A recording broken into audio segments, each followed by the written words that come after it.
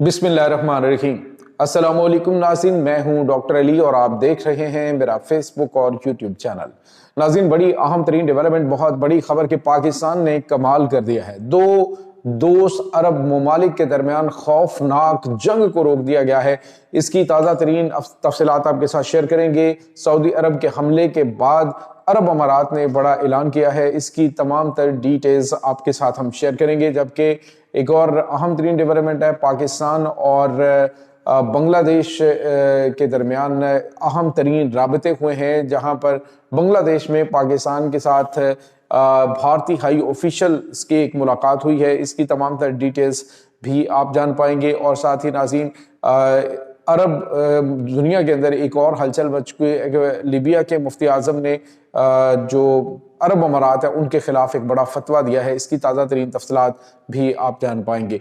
Video की तफसील में जाने से पहले अगर आपने हमारे इस चैनल को सब्सक्राइब नहीं किया हुआ तो आपसे गुजारिश है, काइंडली इसको सब्सक्राइब कर लें और बेल आइकन को ज़रूर दबा दें ताकि हमारी आने वाली वीडियो सबसे पहले आप तक पहुंच सकें। नाज़रीन, हम आपके शुक्रगुजार हैं जो आप हमारे वीलॉग्स को देखने के लिए वक्त निकालते हैं और कमेंट सेक्शन में अपनी मोहब्बतों का इजहार भी करते हैं। नाज़रीन, इस वक्त आपको पता है कि जो सऊदी अरब है और अरब अमारात है उनके दरमियान काफ़ी ज़्यादा कशीदगी बढ़ गई। जंगी माहौल उस वक्त बढ़ा कि जब मुकल्ला का जो एयरबेस है हज़रमौत के अंदर, मुकल्ला का जो बंदरगाह है, वहाँ पर दो अरब अमारात के जो बहरी जहाज़ हैं उनके ऊपर सऊदी अरब ने अटैक किया। उसकी डिटेल हम आपको बता चुके हैं कि ये असलहा और गोला बारूद था। लेकिन अब अरब अमारात जो है उसने कहा जी हम बड़े हैरान हैं, बल्कि बड़े परेशान हैं कि सऊदी अरब ने ये हमला ऐसे अचानक क्यों कर दिया है। हालांकि इसके अंदर हमारा जो है वो रसद का सामान था, इसमें हमारा खाने पीने की चीज़ें थी, इसके अंदर वो दूसरी चीज़ें नहीं थी। जो असला और गोला बारूद जो है वो कहा जा रहा है कि सऊदी मुखालिफ जो ग्रुप्स हैं उनको प्रोवाइड किया जा रहा था। बहरहाल नाज़रीन, पाकिस्तान ने इस मौके पे बड़ी गैर मामूली तेज़ी दिखाई। पाकिस्तान के जो प्राइम मिनिस्टर हैं उन्होंने शेख ज़ायद से मुलाकात की और उनसे फौरी तौर पर बातचीत करके और कशीदगी को कम करने के लिए किरदार अदा किया। जिसके बाद नाज़रीन बहुत बड़ा डिसीजन किया गया और डिसीजन ये था कि हम जो है वो अरब यमन से अपनी सारी की सारी फौज और अड्डे जो है वो खाली करके हम फौज को वहां से निकाल लेते हैं।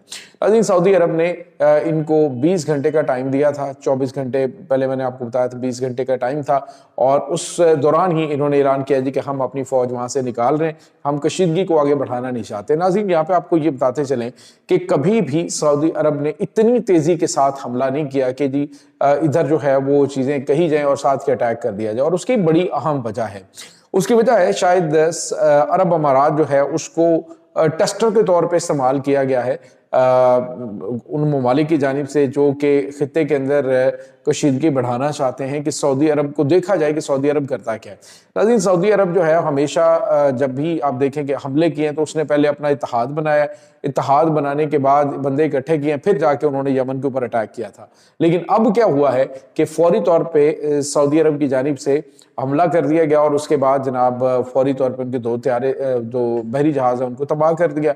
नाज़रीन, मुझे यूँ लगता है कि अभी कुछ सोशल मीडिया पर खैर ये बातें चल रही हैं कि हो सकता है कि पाकिस्तानी शाहीनों ने ये दुरुस्त निशाने लगाए हों सऊदी अरब की एयरफोर्स के जो जंगी तैयारे हैं उनको इस्तेमाल करते हुए। दूसरी जानिब नाज़रीन, ये भी जो इत्तेहाद है दोनों ममालिक के दरमियान तो पॉसिबल है, लेकिन इस हवाले से कोई खबरें मुस्तनद सामने नहीं आई। ये एक सोशल मीडिया के ऊपर बात चल रही, वो मैं आप से शेयर कर रहा हूँ। तो सऊदी अरब की जानिब से जब से पाकिस्तान के साथ ये इत्तेहाद बनाया गया तो फिर सऊदी अरब ने कोई आए बाएं शाएं इधर उधर नहीं देखा। दुश्मनी है जहां पे तो वहां पे फिर फौरी तौर पे अटैक लॉन्च कर दिया गया और फौरी तौर पे अटैक लॉन्च करने का रिजल्ट ये निकला कि सऊदी अरब अमारात को अंदाजा हो गया कि जो आनन फानन हमला हमारे दो बहरी जहाज़ों के ऊपर हो सकता है, ये बुर्ज खलीफा के ऊपर भी हो सकता है। ये हमला जो है ये और भी जगहों पे हो सकता है और पाकिस्तान ने इनको बताया कि शेख साहब मजबूरी हमारी ये है कि हमारा दिफाई मुआहदा है, अगर मामलात आगे बढ़े तो फिर पाकिस्तान को जंग में उतरना पड़ेगा। पाकिस्तान को मामलात जो है उनको फिर रोकना नामुमकिन हो जाएगा। लिहाजा बेहतर ये है कि आप जो है वो दानिशमंदी का सबूत दें, आपने क्या निकालना है इसमें से। और फिर जो है अरब अमारात जो है उसने फौरी तौर पे ये डिसीजन किया और वहां से अपनी فوج کو واپس بلا لیا۔ اور ویسے بھی ناظرین جو کانچ کے گھر میں رہتے ہیں دوسروں کے اوپر پتھر نہیں پھینکتے، اگر پتھر پھینکیں گے تو آگے سے پتھر آئے گا تو آپ کا کانچ کا گھر ٹوٹے گا۔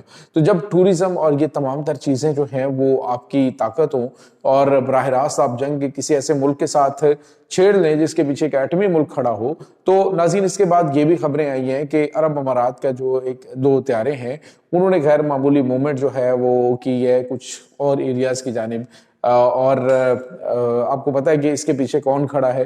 خطے کے اندر یا اسلامی ممالک کے اندر جو دوریاں پیدا کرنے کے لیے عرب امارات کو استعمال کیا جاتا رہا۔ اور آج ناظرین جو لیبیا کے مفتی اعظم ہیں انہوں نے بھی ایک بڑا فتویٰ دیا، انہوں نے کہا عرب امارات جو ہے کہ منافق ہیں اور فاسق ہیں، اور جو بھی حملے ہوتے رہے ہیں فلسطین میں اس میں ان کا اہم کردار ہے، بلکہ یہی آپ سمجھ لیں کہ سارا مین کردار ہی انہی کا ہے۔ تو اس حوالے سے بھی اور دیگر امت مسلمہ کے جہاں جہاں جیسے سوڈان کے اندر ان کا کردار ہے یا دوسری جگہوں پہ، تو انہوں نے کہا کہ یہ ظالم کی جو ہے وہ فرنٹ مین کے طور پہ استعمال ہو رہا ہے، اور یہ ایک فاسق و فاجر اور منافق اور مشرک کے طور پہ بھی انہوں نے لفظوں کا استعمال کیا، جو کہ بڑے غیر معمولی ہے ناظرین۔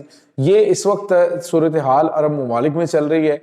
دوسری جانب ایک اور بڑی اور اہم ترین خبر ہے ناظرین، اور وہ یہ ہے کہ بنگلہ دیش کے اندر پاکستان کا بڑھتا ہوا اثر و رسوخ، بھارت جو ہے وہ اس وقت اپنی بھاگ دوڑ اس نے شروع کر دی ہے۔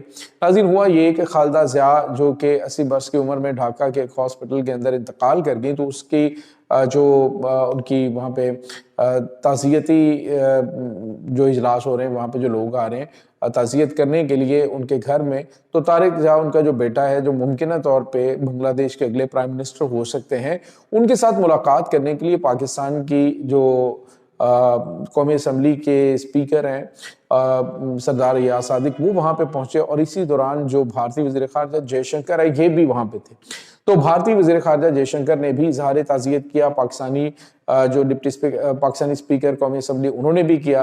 اس کے بعد ویڈیوز میں دیکھا جا سکتا ہے کہ جے شنکر نے اپروچ کیا پاکستان کی قومی اسمبلی کے جو اسپیکر ہیں اور آ کے ان سے شیک ہینڈ کیا۔